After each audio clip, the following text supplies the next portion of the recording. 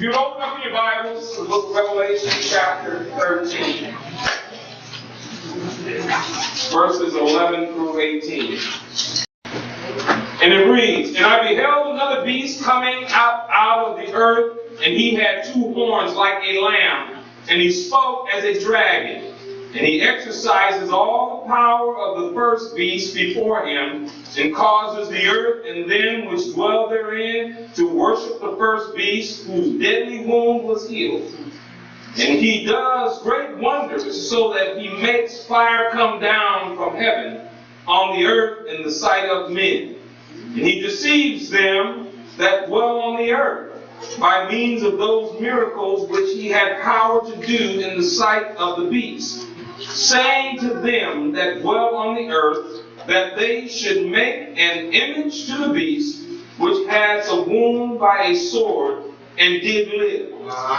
And he had power to give life unto the image of the beast, that the image of the beast should both speak and cause that many as would not worship the image of the beast should be killed.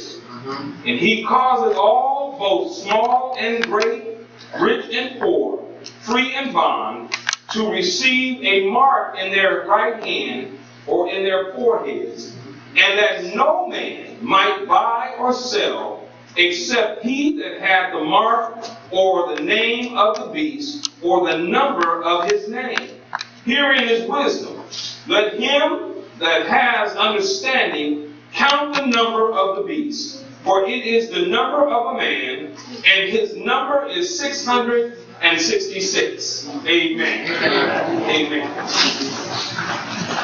Continuing from last week's sermon, still verses 11 and 12.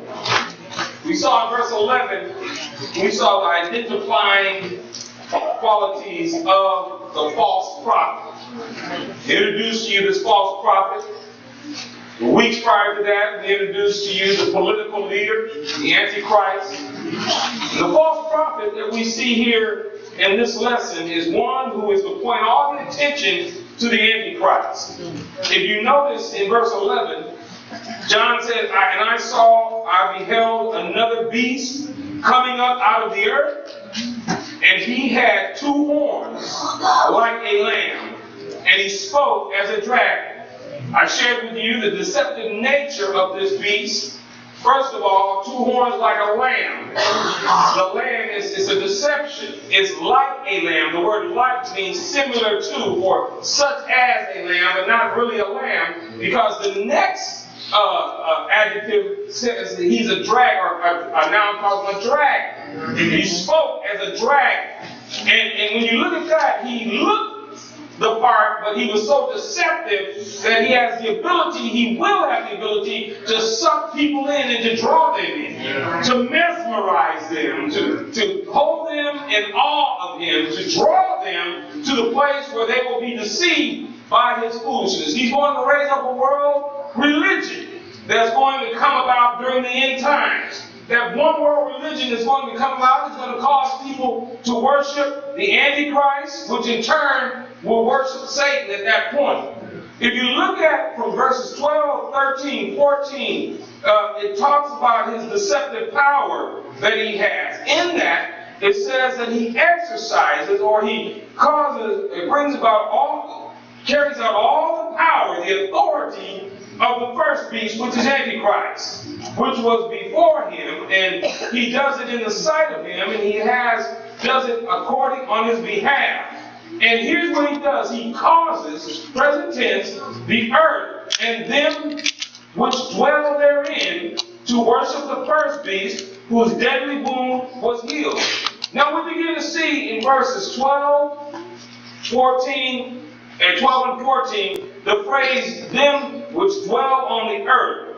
When you look at that, this beast is able to draw to himself, and not only point him to himself, but he points him to Antichrist. And he's able to do that, and the phrase that he's talking about, what I just shared with you, is that term, dwell therein, or them which dwell therein on the earth. And you see it again in 14 2 times, right? Yeah. That phrase, that term, dwell, literally means those who have established their residence on earth. In other words, they're not looking for anything beyond earth. They think that this is all there's going to be. They're earth dwellers. They're people who have no mindset. Like today, earlier I said that Mother Estes went home to be with the Lord, right? Yeah. We understand, those of us who know Christ, know that this is not our home. Amen. It says in Philippians chapter 3 that our conversation or our address, our lifestyle, our home is in heaven. Our citizenship is in heaven. Yeah. In other words, I've told you before that we have dual citizenship. Yeah. Therefore, God tells the believer, don't get rooted down here because you're only here for a short time. Look at how fast we're growing older. Look at how quick we're getting older. Look at how things are. And God gives us those marks every day. Yes, sir. He gives us the marks of our aging process every day as we get up. I was talking to the chairman, and he helped Christina move yesterday, and we were talking about when you hit a certain age, back in his early 40s, he could help move, do anything, jump, move all day, and then come back and get up and come to church the next day. He wasn't coming in like he was in his early 40s. You get to the place where you help people move, you start to say, call somebody younger. Why are you calling me? I can drive the truck. I don't move anybody anymore. I said, I got a 28-year-old son. I just say, Isaiah, go. And he'll say, why? Because I said so. The bottom line is that we know that our citizenship is in heaven. But when you look at these individuals characterized in the tribulation period, their mindset is on that which is on earth. Yeah. The word means that they have established this as their home. They're settled in here. They're hunkered down. This is where they want to be. I remember as a young boy at Calvary, the choir used to sing, and I can't remember who led the song, talking about heaven. And it kept saying, this is where I long to be. Yeah. This is where I long to be. God never intended for us to be so earthbound that we lose sight of heaven. Somebody says, probably saying, well, why are we always talking about heaven? Because life is short. And you want to go someplace where you can enjoy the pristine glories and the joy forever and ceaseless ages to come. Yeah. It's sad that so many people, a lot of millennials, don't think that there is life after this life. They think that after this life you just die and go away. Well, God's word says that there is 2 places after life on earth. Yeah. That you will go to either one of them. And one of them is a place called hell. Yeah. A place of torment. And hell is not the final spot after people die. The lake of fire is the final spot. People who stand before the great white throne judgment will stand before the Lord himself. And the books will be opened. And then they will be judged by their life and deeds on this earth. And then God will send them into the lake of fire. Yeah. At that point, for ceaseless ages. But then those who have placed their trust and faith in Christ Jesus, we know that that place where we go is a place of glory where God dwells. Yeah. It's a place where we will forever reign with him and live with him and enjoy the beauty of what he is preparing for us. So when you see in verse 12, you think about the deceptive nature and power of the false religious leader. It's just like his leader, Satan. Satan's mindset is this. His mindset is to deceive you and I. Is to trick you and I to the place where we believe and suck up all that he has. You know that's deception, right? Yeah. To make you think that something that's so bad for you is good for you. Yeah. Oh, you know I'm right. Yeah. To make you think that it's not going to, it's not as bad as you think. I posted on Friday in our devotional, talk about, I know people who say that after they die, they don't mind going to hell because they're going to be there with a lot of friends. There's going to be a lot of partying going on. That's a big mistake. The Bible says it's a place of outer darkness. Where there's weeping and gnashing of teeth. That term, weeping and gnashing of teeth, notion that people have, but it speaks of something that is so intense and so words can't even describe the nature of the torment that the individuals will go through, where there's no relief, that they gnaw and grind their teeth and nod their tongue to try to get some relief. Yeah. Well, that's what Satan does. He deceives individuals. And the false world religion is going to do that very thing. Verse 12 says that the first beast before him, and causes the earth and them which dwell therein to worship the first beast, its Antichrist. Notice the hook that he has, whose deadly wound was healed. In other words, the Antichrist, when we study in verses 1 through 10, he gives this appearance that he was wounded by a sword, mortally wounded, and then after a few days he comes back to life. His head had healed up, and then all of a sudden people are going to be mesmerized. They're going to be all standing enthralled with the individual, and then they're going to follow after him. It was perceived to be a miracle, but Satan can pull off some tricks, don't you know that? You remember Moses, don't you? Remember when he went before Pharaoh and God told Moses, just go there? And remember Moses had his rod and he threw his rod down, and then the magicians from the Egyptians threw their rods down also, and then Moses' rod ate up. They turned into snakes, right? And Moses' rod ate up the two. We see that Satan can do some trickery. He can do some things that make it look real. It can draw you in, it can suck you in. You remember when Eve was in the garden? Did not a snake come up right, talking to her? I don't know about you, but if I saw a snake upright right now, I'm running. I see him slithering on the ground, I want nothing to do with it.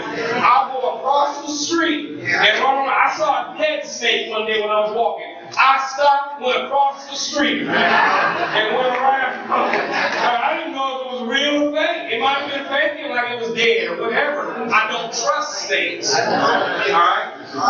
They look funny anyway. And then to see people walking around with boa constrictors, they need help. A boa constrictor can wrap around your neck and cut off your hair. And you walk around, I see them dudes walking around with lizards on their shoulders. They need help too. They don't belong on shoulders. They belong on the ground and the hole wherever they belong. But when you look into the deceptive nature of Satan, you see him, all right? And his whole job is to be worshipped. And the false prophet, his main thing is to cause the Antichrist and Satan to be worshipped. And the hook is that whose deadly wound was healed. You see that again in here too. It's also in the first section that we dealt with a few weeks ago. And so when you see that, Satan, I was told that in seminary that you go and you have a hermeneutics class. And then they tell you want to give a proposition. You know, they tell you how to hold your Bible and all that stuff. They tell you how to inflect your voice and do all that. And you know, you just go along with it to get the grade. All right? Because you can't always do that. You ain't always stand up here and hold it and stand all proper. You know, some of us got to move around a little bit. Some of us can't give 3 points and all that. But yet, when you look at this and you see what we have here in this, is that the hook is in the sermon. They say you got to have a hook to draw them in. You got to make a statement to draw them in. Well, the hook right here is the fact that the deadly wound was healed, and then this false prophet is going to be able to do some great, impressive wonders or signs that he's going to be able to do. Here's what he's going to do, and he does great wonders so that the result is that he makes fire come down from heaven on the earth in the sight of man. Now the word make is a present tense word, meaning that he's going to be able to continue to make fire come down. He's going to do some miraculous things. I oftentimes say, Lord, I said to Lord, you know, when people are around you, you can tell they got a funny look on their face, and I feel like, you know, they think something crazy about you, right? And I say, Lord, just let me tell them what they think. Let me tell them what they you're thinking, oh, you said this? Well, let me tell you what that really means. That's not about me, but that thought that you got in your head thinking that I'm stupid, I think you're the one that's stupid. That's why the Lord won't let me do that, because He know I'll be using it for the wrong reason. I'll be calling you out in church. Oh, okay, you back there in the church. All right, yeah. You need to get your mind off the girl, because she don't like you anyway.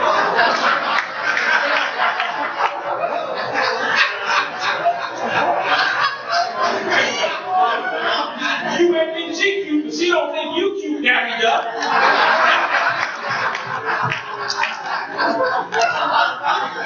So don't even waste your time trying to get up to her. And back in the day, we used to try to get the phone number. Because we would call and talk to them. You guys would sit and text them. Which I don't understand, all right? But the bottom line is that he will be able to do great wonders. Now remember in Scripture, where Elijah called down fire from heaven a few times. 1 Kings chapter 18, with the contest with the prophets of Baal. He gave the contest, he said, here's the rules. You all go get you a bull, cut it up, put it on the altar, and then you call down to your little G God, and I'm going to call down to the one living and true God, and whichever God or gods, little G, causes fire to come down, let him be God. So they began to prance around and incantations and make all kinds of weird noises and all that. And so Elijah begins to mock them. Yell a little louder. Maybe he can't hear you. Maybe he's away on a journey. Or maybe he's asleep. You see, Satan can trick people into believing false gods. Things that they make with their own hands. Worshipping the sun and the moon, stuff that God made. And they don't trust the one who's the true and living God, who keeps the sun and the moon in the sky. They don't trust the one who keeps you and us all living. And so then all of a sudden it was Elijah's turn. And Elijah said, he cut it up, rebuilt the altar, placed the bull on the altar, and had to pour water in a trench that was around it that had rocks. And all of a sudden he just called on the Lord. And the Lord sent fire down, licked up the bull, the rocks, the water, and the wood, the altar that stood on. And then he said, kill the prophets of Baal. Because see, Satan's deception will always get you to going after something you don't need. Or that's not right and not true and that's not good for you.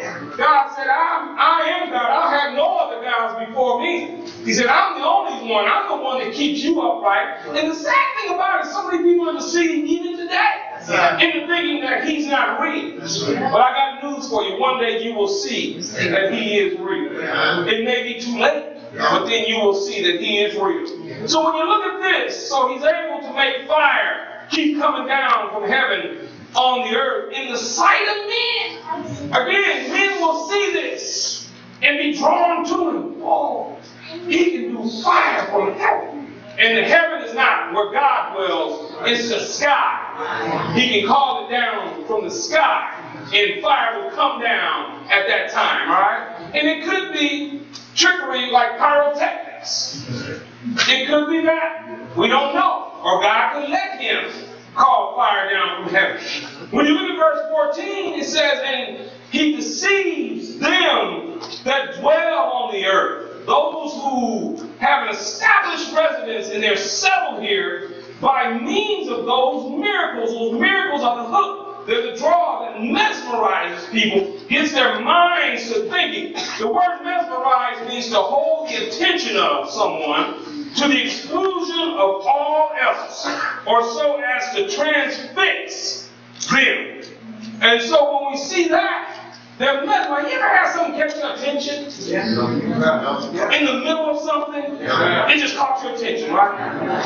Yeah, and it's just weird when it does. You hear nothing else around you. It has your total undivided attention. When you just so focused on whatever that is, that's what Satan's ability to do. It's like you just want to have something. I remember as Isaiah was a little child, he was probably like about 5 years old, and we had a little can of V8 in the, I don't know why we had a can of V8 in the refrigerator. And the V8 juice is horrible. I don't even know how to get that in the refrigerator. That stuff was in there, and he just wanted to have it. He just had to have it. He kept trying to say, no, you can't have it. I'm trying to figure out how we got it because it's not been in there since. We got the V8 Splash. That's got some good taste to it. But then all of a sudden, he was just so focused on getting that V8. And so one day he got it. And I said, you got to drink it. He peeled off the thing. I don't even know how old it was. And he just went, I said, no, you gonna drink it. He was mesmerized by that can of V8. And once he got it, it wasn't good for him or too good. You understand? See, that's the deception that Satan has, everybody. He makes you think what you want is good for you. Then when we get it,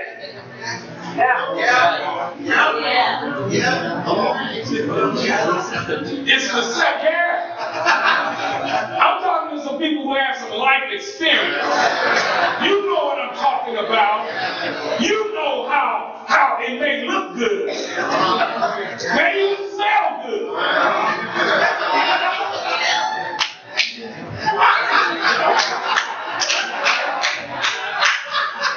Don't be fooled by the looks and the smell. Because they taste horrible. You know I'm right. The hook Satan always knows. He studies us, don't you know that? The demon world studies us. They're walking around in here right now. They know who they can get. Their minds off of Christ. You know that, right? Oh yeah. I looked out and I saw some minds off of Christ. Oh yeah. I saw some minds off of Christ. I saw some frowns. You're supposed to be worshiping the Lord. But Satan to trick you into getting your mind off of Christ. And putting it on your own dislike for something or someone. I know I'm right. I know I'm saying I know I'm right because I don't normally do that, but I know I'm right. Alright? The bottom line is that he's so crafty and so smooth. And he's crafty enough to get us to want something that's not good for us. He can get us to sit and worship him. He's stupid. Alright. He can get us to act like we got a right to act dumb and worship. We're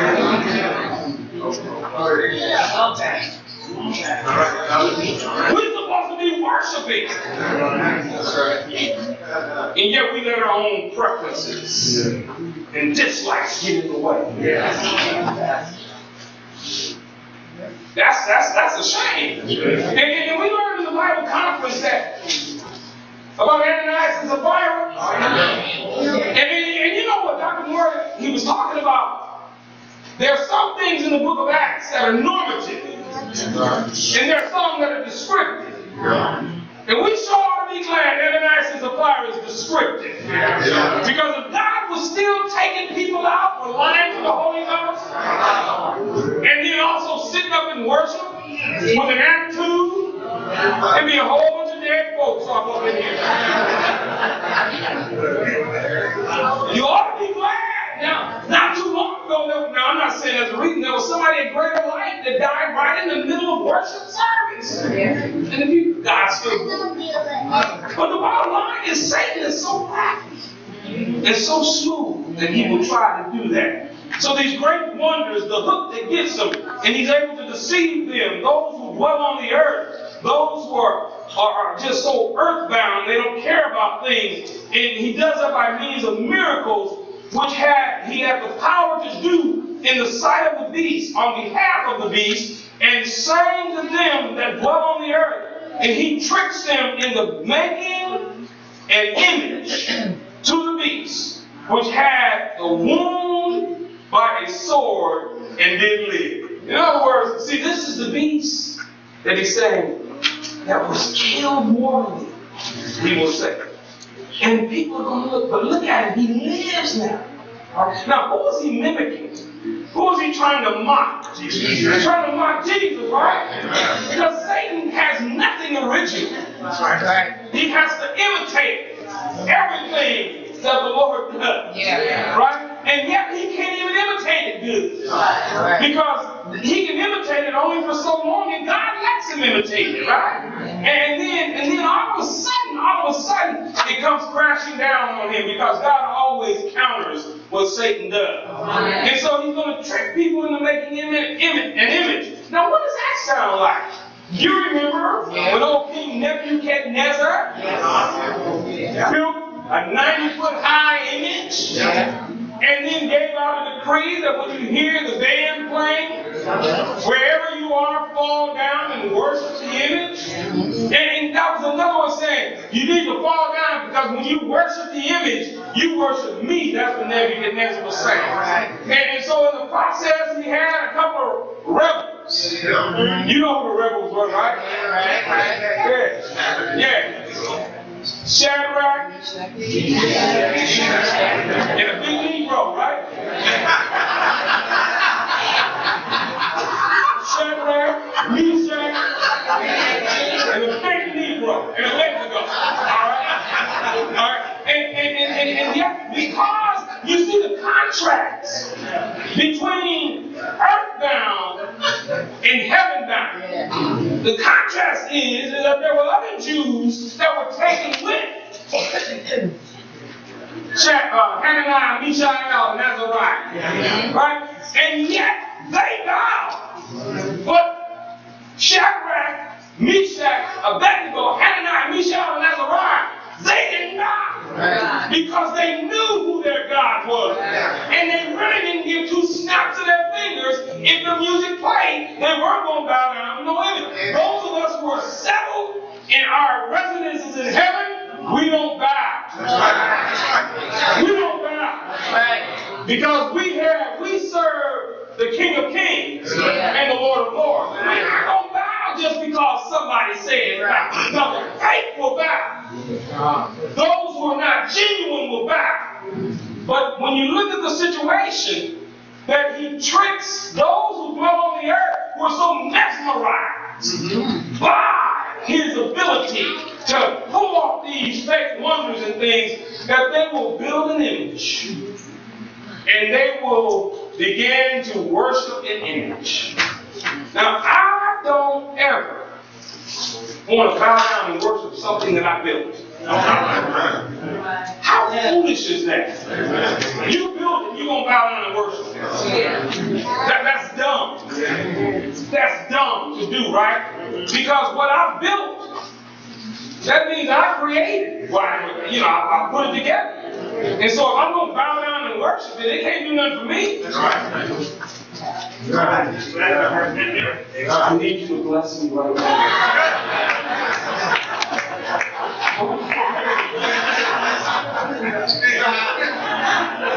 You don't look stupid?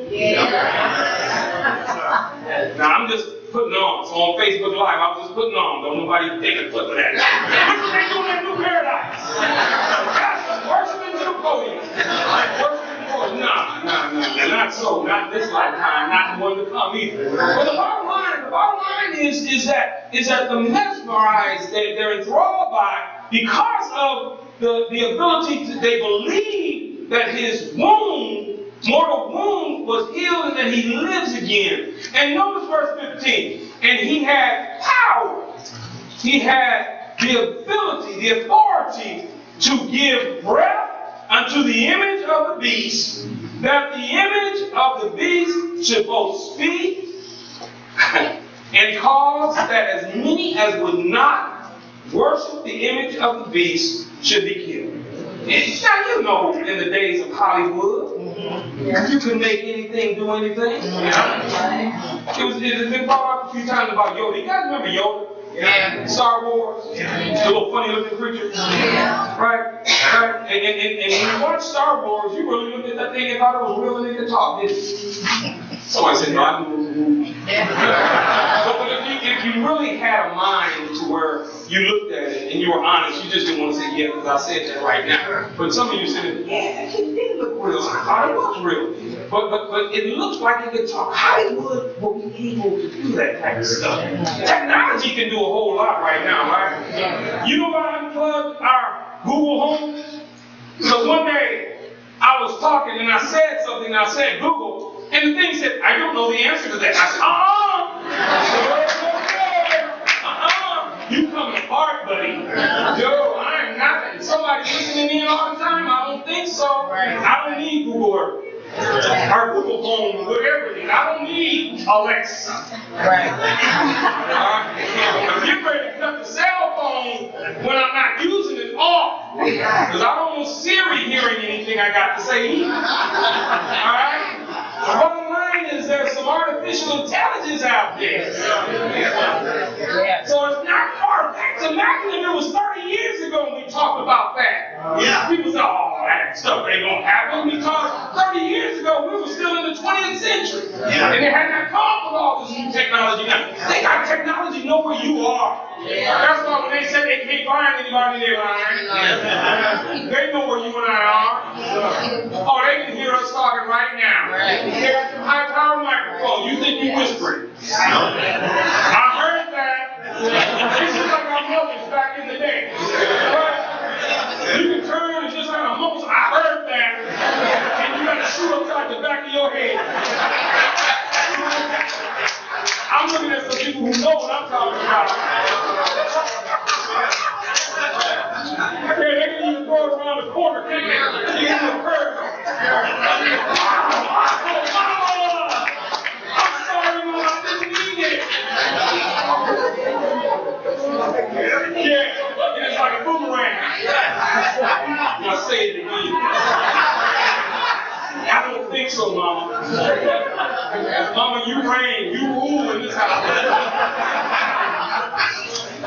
But the bottom line, if you notice the contrast from verses 13, 14, and the beginning of verse 15, with the end of the second part of verse 15, cause that as many as would not worship the image of the beast should be killed.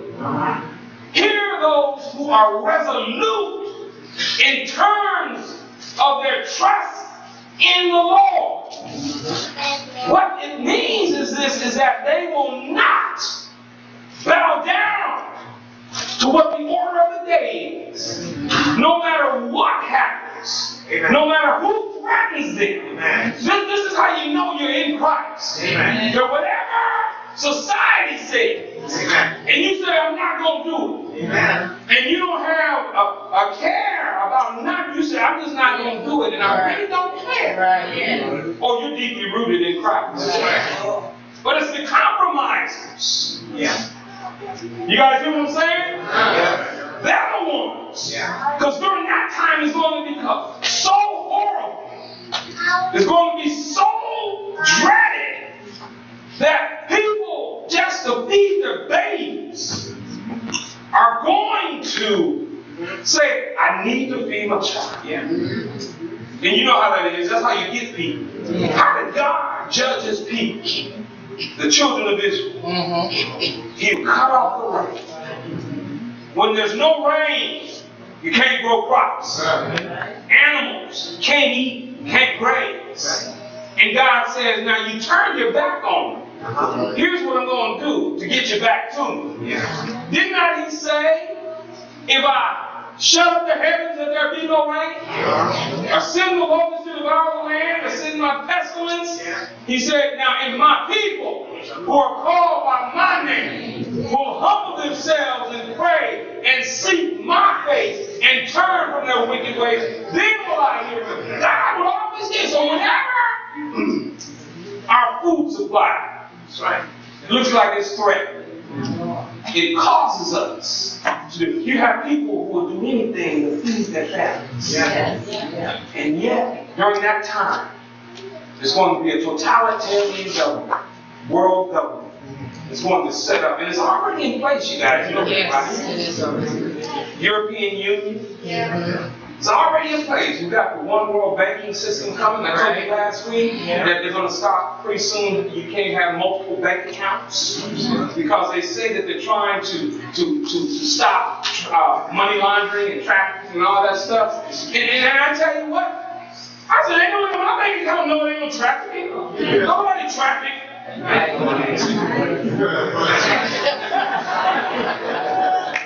You got $3,000 in the bank, $3,000, $4,000, $5,000 in the bank. Ain't no money trafficking going on there. Right? Why would I traffic away Gloria's shoe money? I got to live at home.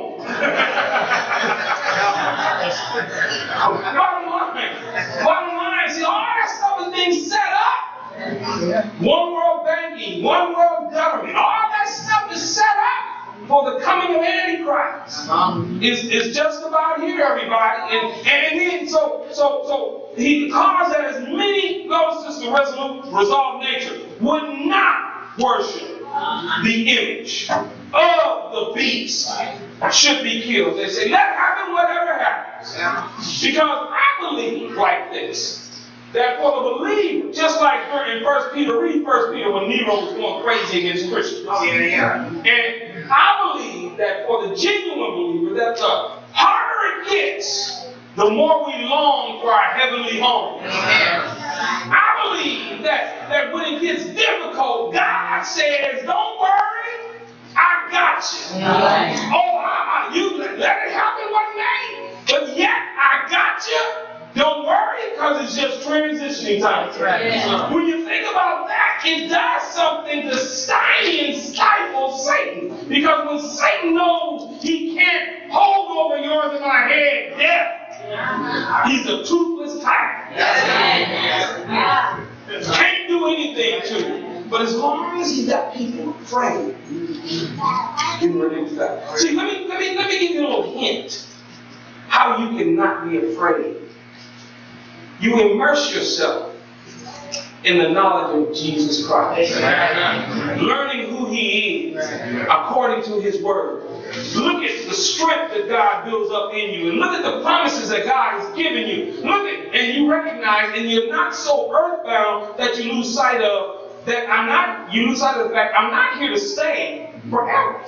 When we were born in this world, when we were younger, we didn't even think about being old. We looked at other people and thought they were born old. And the bottom line is God let us keep on living. I'm right. You remember when we were kids?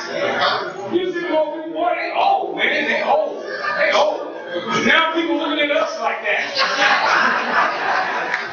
They're looking at us like that. Dee and all them in there, they I went get Dee and Nanny a ride the other day. I said, you know what, I don't drive fast like your mom. I'm taking my time to drive. I'm in no hurry now. When you get older, you start not getting in a hurry. Right? Have I got a witness in here? You start going, we'll get there. My wife even talked about my driving. I said, I got precious cargo in here, and I don't want to drive crazy. That kind of quieted her down then. But the bottom line is that you get a little older and you say, well, things are what they are. That's right. They'll be there when I get there. So that's why I leave about 30, 40, 50 minutes ahead of time so that I'll be there early. Some of you don't have that testimony. Some of you, I'm just going to leave when I'm going to leave, and I get there when it's almost over. Bottom line, I hope nobody got offended by that. If you did, immerse yourself in the Word of God.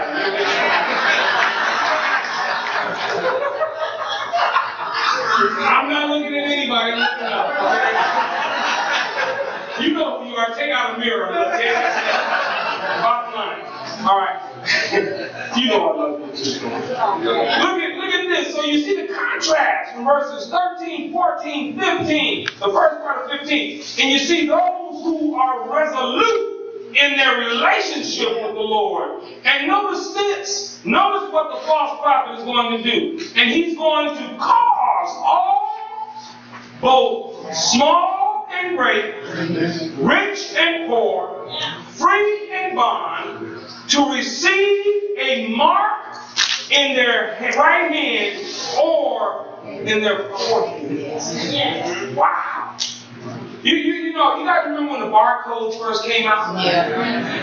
Barcodes came out before they started scanning stuff. Right. Alright? You go to a store now, you have people working in the store that if those bar scanners ever went out, they are lost. Because when they bring that stuff up, and let's just say it came up to $29.52, and you give them $30, they don't even know how to give you 48 cents back. That's what we say. Yeah, calculator, get their iPhone out, calculator.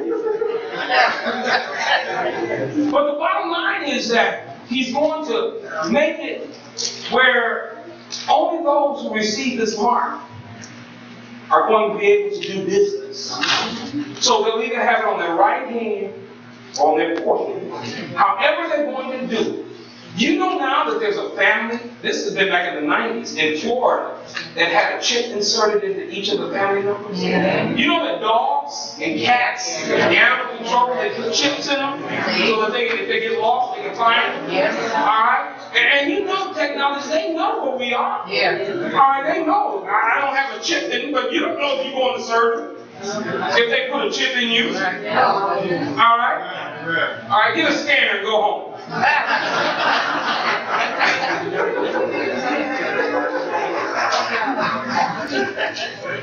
Get a scanner and go home. So you might have a chip in you right now. But the bottom line, what we're looking at right here is that he's going to cause every category of unsaved people to receive a mark in their right hand or in their forehead. Now they're going to do it willingly.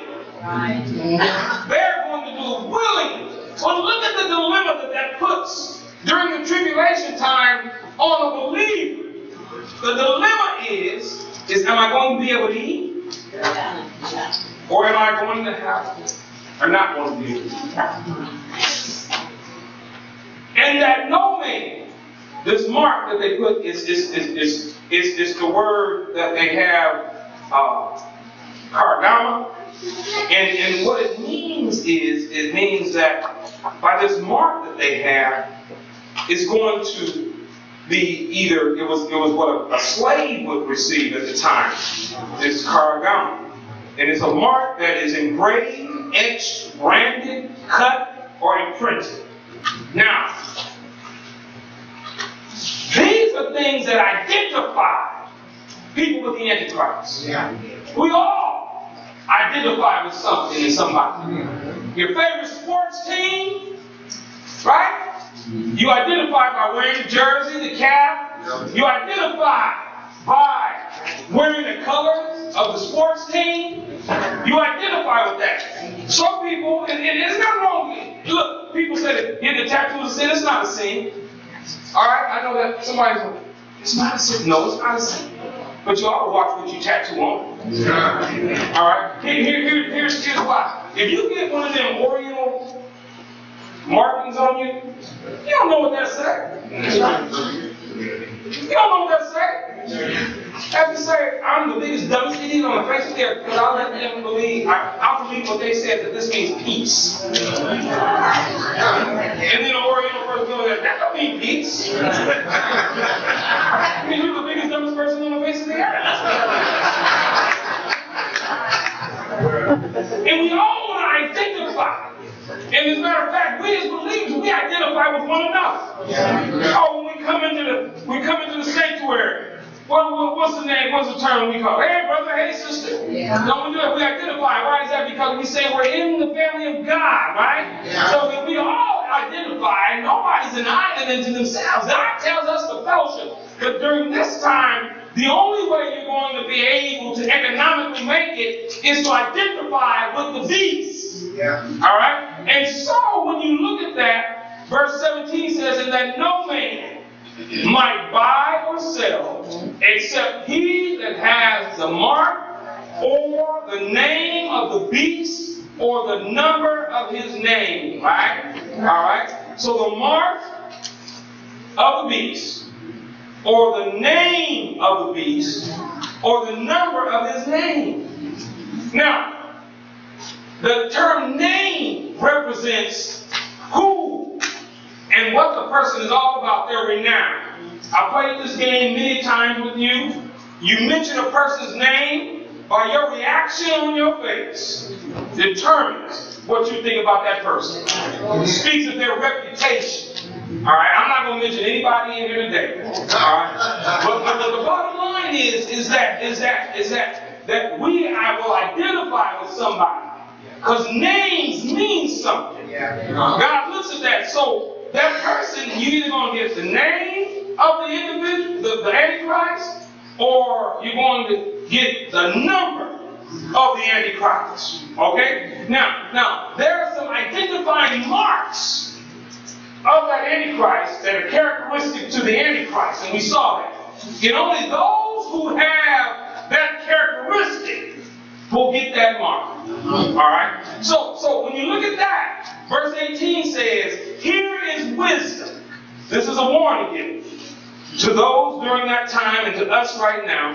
Let him or her that has understanding count the number of the beast, for it is the number of a man, and the number is 666 or 666.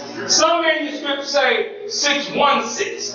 But let me caution you that scholars have said that is not going to be known what it is until that time. So a lot of people are trying to figure out, trying to make somebody the Antichrist.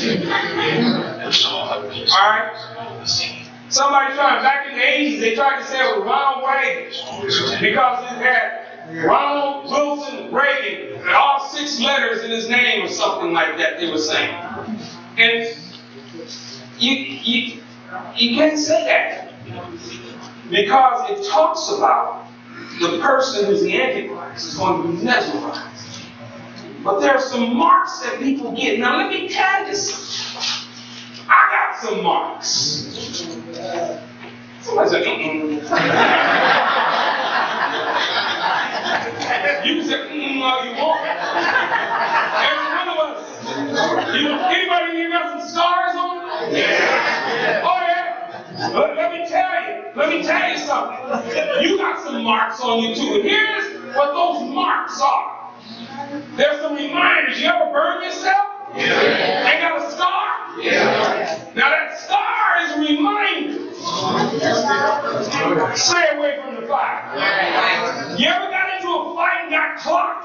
Now how can anybody say it? I ain't gonna tell nobody that. But that mark that you got on your face, that healed with a scar, is a reminder to keep your mouth shut. Alright? Now, we got some identifying marks on us. Because sometimes in even describing somebody, oh, you know Junebug, don't you? You know who Junebug? You know the brother with the big ear? You know, and the other small ear or something like that? That's how we identify people, right? Those are identifying marks, but I got some good marks too. Yeah. Let me tell you what my good marks are. Love, joy, peace, long-suffering, goodness, meekness, faithfulness, temperance. I got some good marks because they identify me with Jesus Christ. I got some good marks too. Be kind one to another. Tender heart. Forgiving each other. Even as God, for Christ's sake, has forgiven you.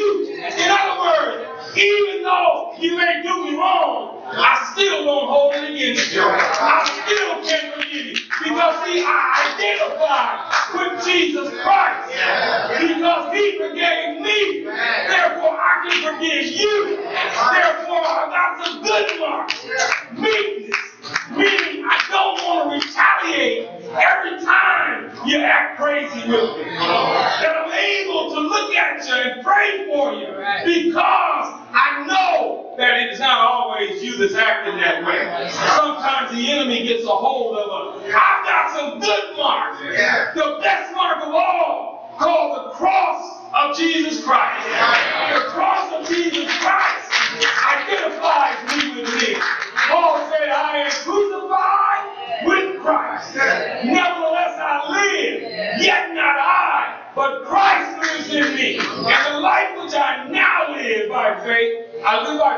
in the Son of God who gave himself for me and who loves me. Now let me tell you, I'll take the cross any day. Not one big one hanging around my neck. Nothing wrong with wearing a cross around your neck. But I got one in my heart. Because I identify with Christ's death. If he wasn't nailed to the cross, I wouldn't have hope for tomorrow. And the hope that I have for tomorrow is not like politicians talk. The hope that I have for tomorrow is confident expectation. The confidence that I have, the word hope in the Greek language literally means to expect, patiently waiting for what God says. I believe the scripture says like this: even the youth shall faint and be weary. Doesn't matter to say it. Thank you, Gil. Young men shall utterly fall, but they that wait upon the Lord shall renew their strength. See, in order to wait, you got to have some confidence. See, in the middle of trouble when we go through, God says, just wait on me. But there's a purpose in waiting that God gives me. The purpose is that the longer I wait, the more fortified I become. Because God says, even in the midst of your waiting, guess what? I'm building up something in you. I'm giving you some endurance to endure some hardship. That in the middle of it, you won't give up. They that wait upon the Lord shall renew their strength. They shall mount up with wings like eagles. Figuratively speaking, when it gets so tough, God can make it seem like you're on eagle's wings. I learned that when the eagle goes, it can fly miles. And God is showing us that even though life is hard for you, I can make it seem like it's not hard. When your eyes are on Christ, you guys hear what I'm saying? When your eyes are where they should be and not on the problem. You see, Peter's problem was this. When he asked to get out of the boat, the Bible says Christ said, come. Peter said, okay. He was cool as long as he kept his eyes on Christ.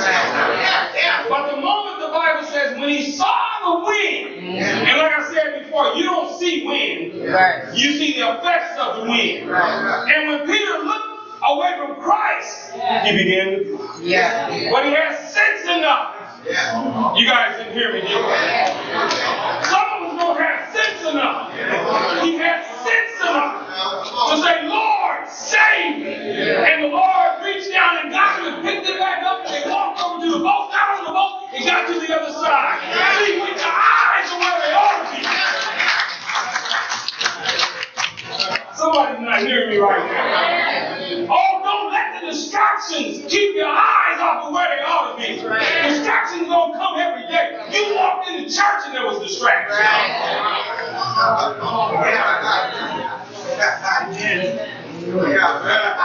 looking at a bunch of heads go, You came in, there's a distraction. Some of us were even distractions. And when you take your eyes off, you don't care about people with frowned up faces. Making antagonizing comments. You just pray for them.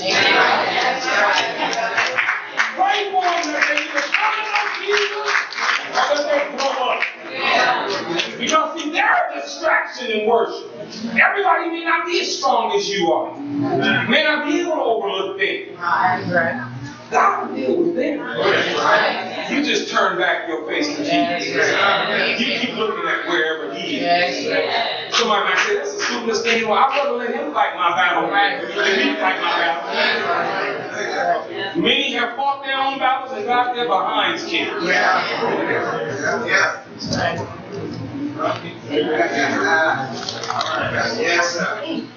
Don't be mesmerized by Him. Trust Him. Trust God.